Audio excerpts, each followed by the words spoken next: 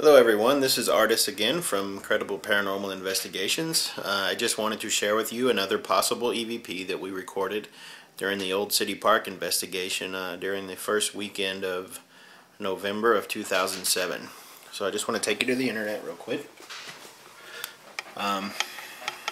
When it comes to talking about Old City Park, I keep going to their website for a reason. We weren't allowed to take any photographs while we were there because the flashes from our cameras could degrade the antiques inside these homes, so we gladly obliged not to take any photographs. I just want to take you to their virtual tour page, and here's the map of the park. You may have seen this on another video where I talked about the law office of Thompson and Knight EVP or possible EVP that we recorded. I wanted to just play for you another EVP or possible EVP. It took place in the Millermore mansion, which is right here. So I'll just pull it up here. And the Miller mansion was built between 1855 and 1862. This was the first building we investigated that night. Most of the team had not arrived yet, so it was just Bobby, who's one of our investigators, and myself. We met with the public relations officer at this park, as well as a tour guide who both stayed over after hours to kind of assist us in this investigation, or to chaperone us, make sure we didn't cause any problems. As Bobby and I went into this house, the tour guide went along with us. The public relations woman, however, refused to go into the home. She would only go as far as the front door. She said she doesn't go into this home because she feels it's haunted, which was fine with us. Anyways, we were upstairs investigating. We were recording for some EVPs, and Bobby was filming with his small digital camera. At some point, this public relations woman come running upstairs, and she was quite frantic, and she explained to us that she had heard somebody whisper the word hair into her ear. Keep in mind, she's the only one there. The park is closed at the time. But either way, she comes up and she's explaining to us what had happened. And I just happened to have my audio recorder still rolling at the time.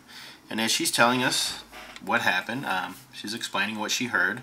When we reviewed the audio, we hear what sounds like a laugh of a young girl. Laughter from a young girl who laughs pretty much over this woman's voice as she's telling us what happened.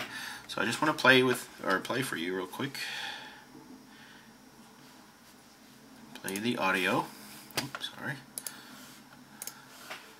And we titled it Millermore Possible Laugh. What does it have to do with hair? She says, and then she calls me. I swear to God. Okay, what you may have just heard, she's saying it had something to do with hair, and then she says, I swear to God. And as she's still verbalizing the word God in that statement, you hear the laugh kind of begin. So I'll play that one more time. What does it have to do with hair? She says, and then she calls me. I swear to God. What does it have to do with hair? She says, and then she calls me. I swear to God. What does it have to do with hair? She says, and then she calls me. I swear to God. What does it have to do with hair? She says, and then she calls me. I swear to God. Okay, that's it for the EVP, or possible EVP. It's really simple and short. I just want to kind of tell you what's interesting about that particular statement that she was making about somebody whispering the word hair into her ear. Okay, to do that, I want to take you to the Miller log house, which is right next door. This is the Miller log cabin. This is where the Millers supposedly stayed while they were building their mansion. What's unique about this is that Mr. Miller's best friend, he had a very dear friend named Harry Hines, and subsequently there's a local street here in the Dallas area named after Harry Hines. But as the story goes, Mr. Miller died in the arms of Harry Hines, and he supposedly died in this log cabin. He had given this cabin to Mr. Harry Hines as a gift. We later found out that a short nickname for the word Harry is Hair. So we found that very interesting. Perhaps that voice was referring to Mr. Harry Hines.